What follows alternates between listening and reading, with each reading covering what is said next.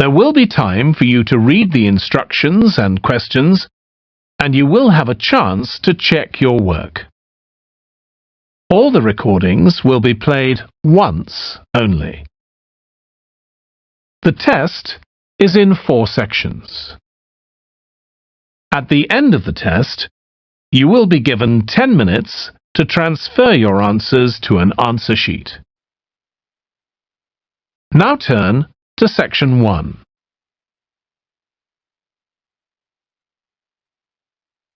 Section 1. You will hear a telephone conversation between a woman who is looking for a job and a man from a company that organizes cycling holidays. First, you have some time to look at questions 1 to 6.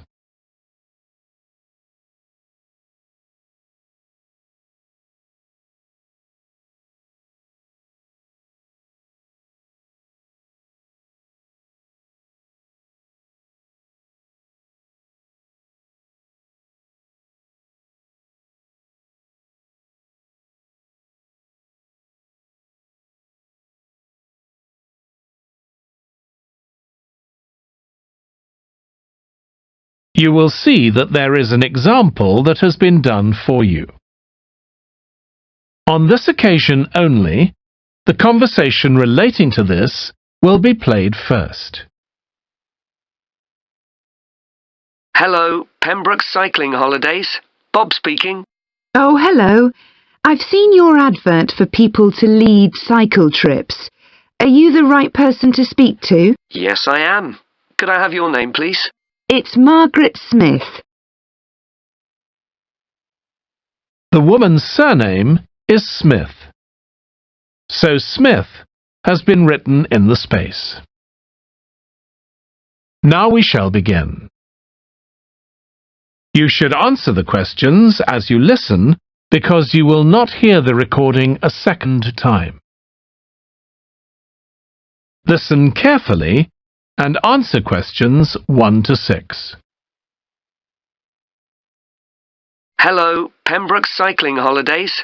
Bob speaking. Oh, hello. I've seen your advert for people to lead cycle trips. Are you the right person to speak to? Yes, I am. Could I have your name, please? It's Margaret Smith. Are you looking for a permanent job, Margaret? No, temporary. I've got a permanent job starting in a few months' time, and I want to do something else until then. What work do you do? This will probably sound crazy. I used to be a lawyer, and then I made a complete career change, and I'm going to be a doctor. I've just finished my training. Right. And have you had any experience of leading cycle trips? Yes, I've led several bike tours in Africa. The trip to India that I had arranged to lead next month has now been cancelled. So when I saw you were advertising for tour leaders, I decided to apply. OK. Now, we normally have 2 or 3 leaders on a trip, depending on the size of the group. Some tours are for very experienced cyclists, but we've got a tour coming up soon in Spain, which is proving so popular we need an additional leader. It's a cycling holiday for families. Would that suit you? It certainly would. I enjoy working with children, and I probably need some more experience before I go on a really challenging trip. That tour includes several teenagers. Have you worked with that age group before? Yes, I'm a volunteer worker in a youth club where I help people to improve their cycling skills. Before that, I helped out in a cycling club where I taught beginners. Well, that's great. Now, the trip I mentioned is just for a fortnight, but there might be the possibility of leading other tours after that. Would that fit in with your plans? That'd be fine. I'll be free for 5 months. My job is due to start on October the 2nd, and I'm available from May the 1st until late September. Good. Now, is there anything I need to know about the food you eat? We usually have 1 or 2 people in the group who don't eat meat, or have some sort of food allergy, so we're always very careful about that. Yes, I'm allergic to cheese. Would that be a problem? No. As long as we have enough notice, we can deal with that. That's great.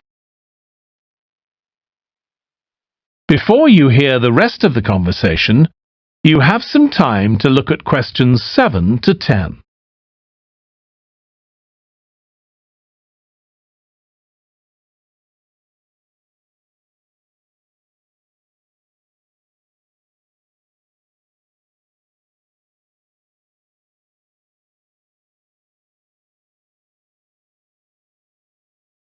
Now listen and answer questions 7 to 10. It sounds really interesting. Would you like me to fill in an application form? Yes, please. Where should I post it to? Could you send it to 27 Arbuthnot Place, Arbuthnot Place, Dumfries? And what's the postcode, please? DG7 4PH. Was that P Papa or B Bravo? P Papa. Got that. If you could return the application form by Friday this week, we can interview you on Tuesday next week. Say 2:30? Would that be possible for you? Yes, it's fine. You're quite a long way from where I live, so I'll drive over on Monday. Should I bring anything to the interview? We'll have your application form, of course, but we'll need to see any certificates you've got that are relevant in cycling, first aid, or whatever. OK. And at the interview, we'd like to find out about your experience of being a tour guide. So, could you prepare a 10-minute talk about that, please? You don't need slides or any complicated equipment, just some notes. Right. I'll start thinking about that straight away. Good. Well, we'll look forward to receiving your application form and we'll contact you to confirm the interview. Thanks very much. Thank you, Margaret. Goodbye. Bye.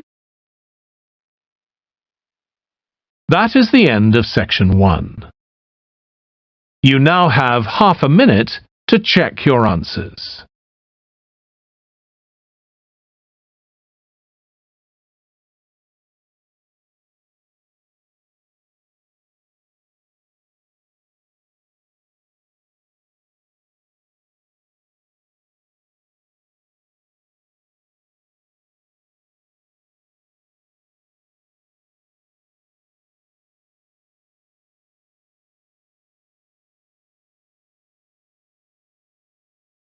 Now turn to section 2.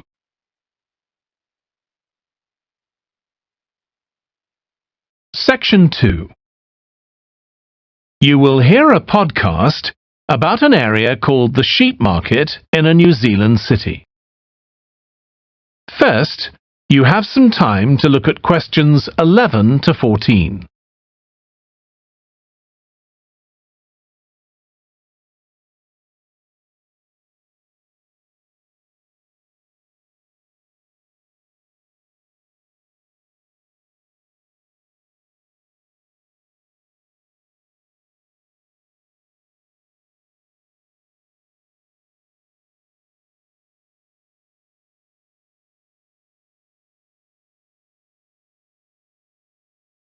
Now listen carefully and answer questions 11 to 14. Welcome to this podcast about the sheep market, which is one of the oldest parts of the city. As its name suggests, there was originally a market here where farmers brought their sheep, but now it's been redeveloped into a buzzing, vibrant area of the city, which is also home to one of the city's fastest growing communities. The nearby university has always meant the area is popular with students who come in to enjoy the lively nightlife, but now graduates embarking on careers in the worlds of fashion and design are buying up the new apartments recently built here to replace the small houses where the market workers used to live. The narrow old side streets are great places for finding original pictures, jewellery and ceramics which won't break the bank, as well as local produce like fruit and vegetables. There's also lots of pavement cafes where you can have a coffee and watch tourists from all over the world go by. The oldest buildings in the area are on the main streets, including the city's first department store, built in the 1880s, which is still open today. The sheep market is a centre for fashion, and there's a policy of encouraging new young designers. The Young Fashion Competition is open to local young people who are passionate about fashion.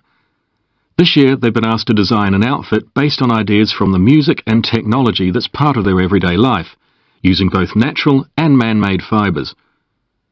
The garments will be judged by a panel of experts and fashion designers, and the winning entries will be modelled at a special gala evening. Parking at the sheep market is easy. There are plenty of pay and display car parking spaces on the roadsides, which are fine if you just want to stay for an hour or two. But if you want to spend the day there, it's better to park in one of the 4 underground car parks. It's not expensive, and if you can present a receipt from one of the local stores, you'll not be charged at all. After 6 p.m, many of the car parks have a flat rate which varies, but it is usually very reasonable. Before you hear the rest of the podcast, you have some time to look at questions 15 to 20.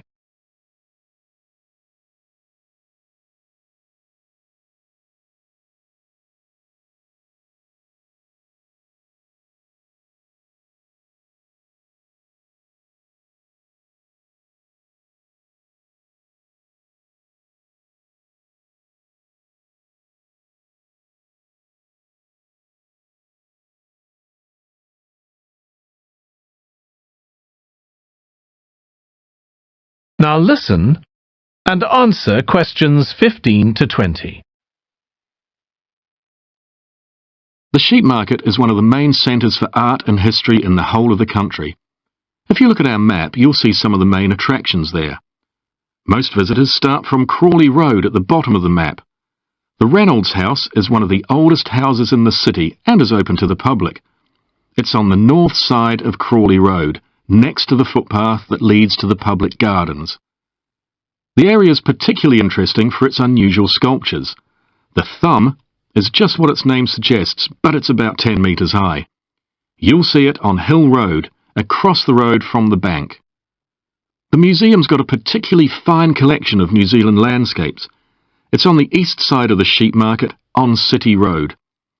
It's on the other side of the road from the public gardens, immediately facing the junction with Hill Road. The Contemporary Art Gallery is on a little road that leads off Station Square, not far from the public gardens. The road ends at the gallery. It doesn't go anywhere else. That's open every day except Mondays. The Warner Gallery specialises in 19th century art. It's on City Road, near the junction with Crawley Road, on the same side of the road as the public gardens. It's open on weekdays from 9 to 5 and entry is free. Finally, if you're interested in purchasing high-quality artwork, the place to go is Nucleus. You need to go from Crawley Road up through Station Square and east along Hill Road until you get to a small winding road turning off.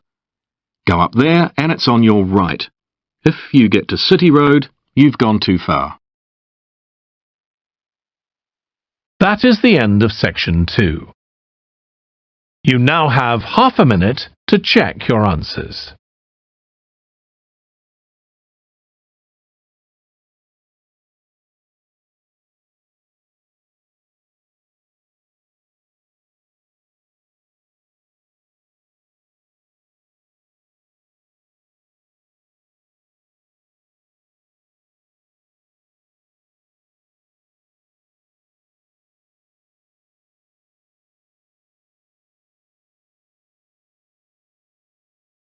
Now turn to section 3.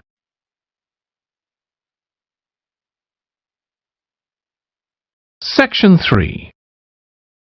You will hear 2 students, Katie and Joe, discussing a presentation in their film studies course. First, you have some time to look at questions 21 to 24.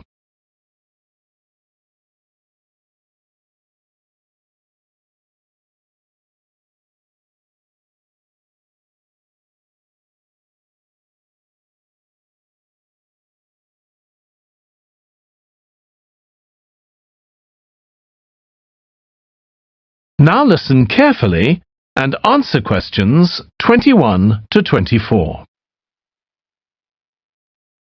Joe, you know I'm giving a presentation in our film studies class next week. Yes.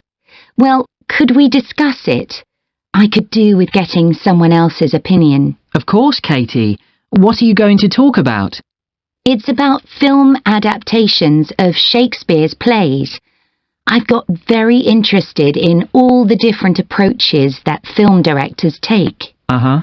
So I thought I'd start with Giannetti, who's a professor of film and literature, and in one of his books he came up with a straightforward classification of film adaptations based on how faithful they are to the original plays and novels. Right. I've already made some notes on that, so I just need to sort those out before the presentation. I thought that next I'd ask the class to come up with the worst examples of Shakespeare adaptations that they've seen, and to say why. That should be more fun than having their favourite versions. Yes, I can certainly think of a couple. Right. Next, I want to talk about Rachel Malco. I came across something on the internet about her work on film adaptations, and I was thinking of showing some film clips to illustrate her ideas. Will you have enough time, though, both to prepare and during the presentation? After all, I doubt if you'll be able to find all the clips you want. Perhaps you're right. OK, well, I'd better do some slides instead, saying how various films relate to what she says. That should encourage discussion.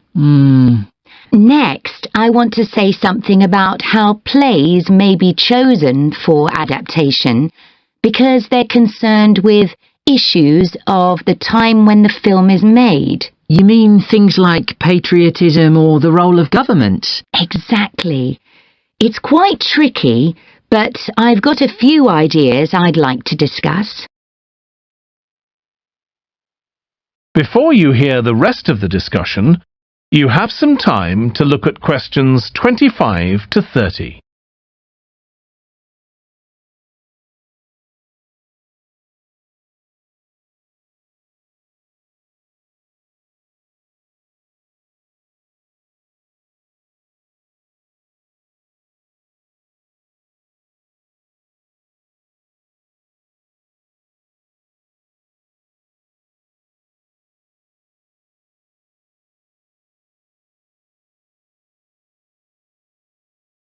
Now listen and answer questions 25 to 30.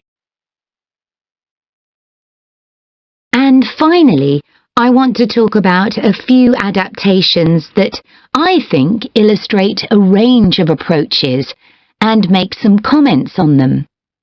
Do you know the Japanese film Ran? I haven't seen it. It was based on Shakespeare's King Lear, wasn't it? That's right. It was a very loose adaptation, using the same situation and story, but moving it to 16th century Japan instead of 16th century Britain. So, for example, the king's daughters become sons, because in Japanese culture at that time, women couldn't succeed to the throne. OK. I hope you're going to talk about the 1993 film of Much Ado About Nothing. I think that's one of the best Shakespeare films. It really brings the play to life, doesn't it? Yes, I agree. And I think filming it in Italy, where the play is set, makes you see what life was like at the time of the play. Absolutely. Right. What's next? Next, I thought Romeo and Juliet, the 1996 film, which moves the action into the present day. Yes, it worked really well, I thought, changing the two feuding families in the original to two competing business empires, even though they're speaking in the English of the original play. You'd expect it would sound really bizarre, but I found I soon got used to it. Me too. Then I thought I'd include a real Hollywood film, one that's intended to appeal to a mass commercial audience. There must be quite a number of those. Yes, but I've picked the 1996 film of Hamlet. It included every line of the text, but it's more like a typical action hero movie. There are loads of special effects, but no unifying interpretation of the play. All show and no substance. Exactly.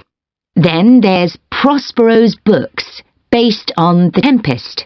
That was really innovative from a stylistic point of view. Didn't it include dance and singing and animation as well as live actors? Yes, it did. I also want to mention Looking for Richard. Did you ever see it? No, but I've read about it. It was a blend of a documentary with a few scenes from Richard III, wasn't it? That's right. It's more a way of looking into how people nowadays connect with the playwright. The play is really just the starting point. And that'll be where I finish. Well, it sounds as though it'll be very interesting. That is the end of section 3. You now have half a minute to check your answers.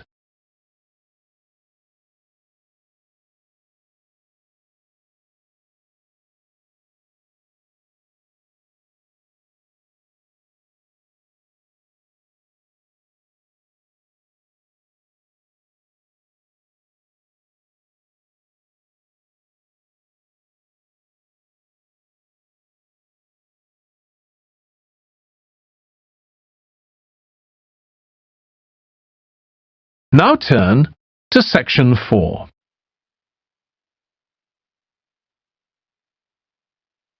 Section 4. You will hear part of a lecture about noise in cities.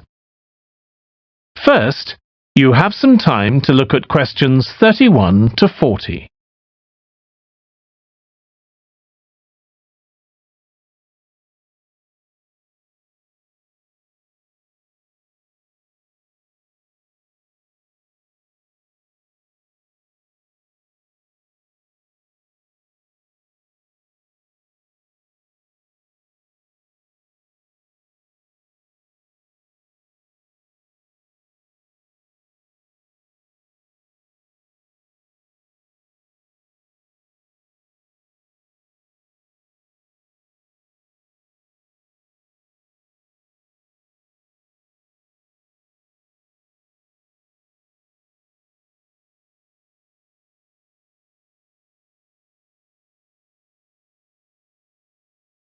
Now listen carefully and answer questions 31 to 40. This lecture will be about the science of acoustics, the study of sound, in relation to urban environments such as cities. As an acoustic engineer myself, I think this is an area where we're likely to see great changes. In the past, researching urban soundscapes was simple. We measured levels of sound in decibels, so I used to take my sound meter and I measured the noise somewhere, and then I might ask a sample of people to say at what level the sound became annoying. With data like this, acoustic engineers have been able to build up what we call noise maps, maps of the sound environment. But actually, these aren't a lot of use. What they do show is that the highest noise levels are generally on roads. Well, that's not really very surprising. But there's quite a lot going on that these maps don't show, because they can't capture the complex way that sound varies over time. So they ignore important issues such as the noise someone might hear from the open windows or gardens of their neighbours. And this sort of noise can be quite significant in summer.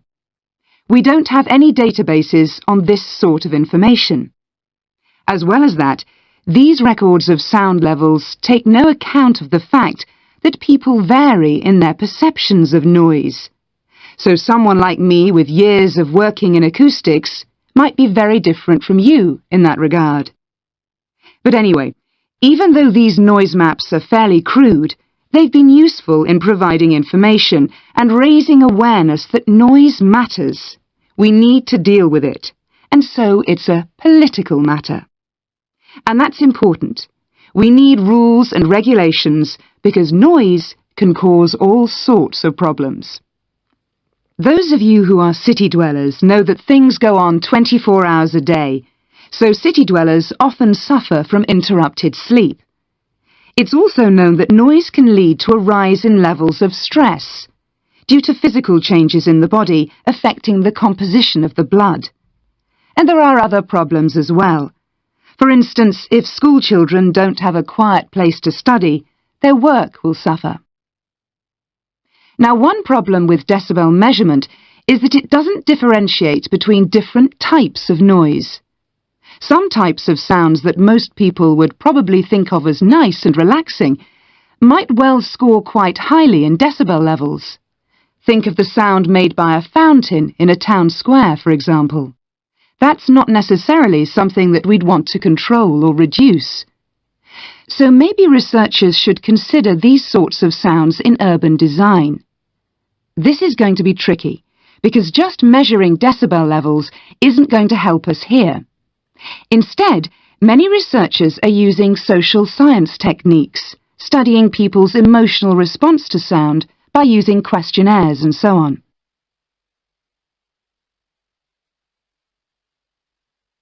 So what exactly do people want to hear in an urban environment? Some recent interdisciplinary research has come out with results that at first sight seem contradictory. A city needs to have a sense of activity, so it needs to be lively, with sounds like the clack of high heels on a pavement or the hiss of a coffee machine. But these mustn't be too intrusive, because at the same time we need to be able to relax. One of the major problems in achieving this will be getting architects and town planners to use the research. Apart from studying the basics of acoustics, these people receive very little training in this area. But in fact, they should be regarding sound as an opportunity to add to the experience of urban living, whereas at present they tend to see it as something to be avoided or reduced as far as possible, or something that's just a job for engineers, like the street drainage system. What's needed is for noise in cities to be regarded as an aesthetic quality, as something that has the qualities of an art form. If we acknowledge this, then we urgently need to know what governs it and how designers can work with it. We need to develop a complex understanding of many factors. What is the relationship between sound and culture? What can we learn from disciplines such as psychology about the way that sound interacts with human development and social relationships, and the way that sound affects our thoughts and feelings? Can we learn anything from physics about the nature of sound itself? Today's powerful technologies can also help us. To show us their ideas and help us to imagine the effect their buildings will have, architects and town planners already use virtual reality. But these programs are silent. In the future, such programs could use realistic sounds, meaning that soundscapes could be explored before being built. So hopefully, using the best technology we can lay our hands on, the city of the future will be a pleasure to the ears as well as the eyes. That is the end of section 4. You now have half a minute to check your answers.